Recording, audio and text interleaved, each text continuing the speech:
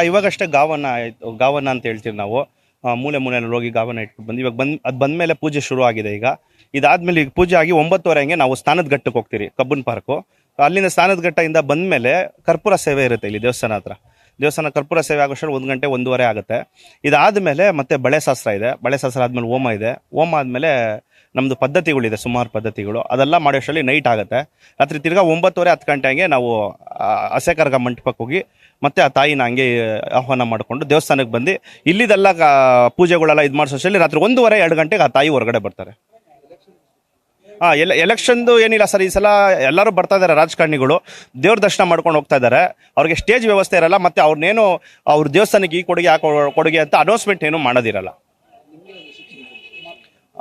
ಅದು ನನಗೆ ಹೇಳಿದ್ದಾರೆ. ಅವ್ರಿಗೆ ಅವ್ರ ದೇವಸ್ಥಾನಕ್ಕೆ ಈ ಥರ ಒಂದು ಕೊಡುಗೆ ಮಾಡಿಸ್ಕೊಟ್ರು, ಇವ್ರು ಈ ಥರ ದೇವಸ್ಥಾನಕ್ಕೆ ಮಾಡಿದ್ರು ಅಂತ ಅವ್ರನ್ನ ನಾವೆಲ್ಲೂ ಪಬ್ಲಿಸಿಟಿ ಮಾಡೋಂಗಿಲ್ಲ, ಮತ್ತು ಅವ್ರಿಗೆ ಅನೌನ್ಸ್ಮೆಂಟ್ ಮಾಡೋಂಗಿಲ್ಲ.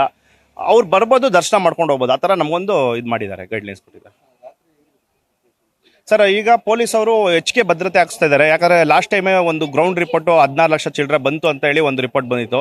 ಈ ಸಲ ಸ್ಕೂಲ್ ರಜಾ ಇದೆ, ಕಾಲೇಜ್ ರಜಾಗಳಿದೆ, ಇನ್ನೂ ಜಾಸ್ತಿ ಜನ ಸೇರೋ ಥರ ನಿರೀಕ್ಷೆ ಇದೆ. ಅದಕ್ಕೋಸ್ಕರ ನಾವು ಪೊಲೀಸ್ ಬಂದೋಬಸ್ತ್ ಎಲ್ಲ ನೀವು ನೋಡ್ಬೋದು, ಈಗಲೇ ಆಲ್ರೆಡಿ ಎಲ್ಲ ಬಂದೋಬಸ್ತ್ ಆಗ್ತಾ ಇದ್ದಾರೆ. ನ್ಯೂಸ್ ಫಸ್ಟ್, ನಿರ್ಭೀತಿಯಿಂದ ನಿಮ್ಮ ಪರವಾಗಿ.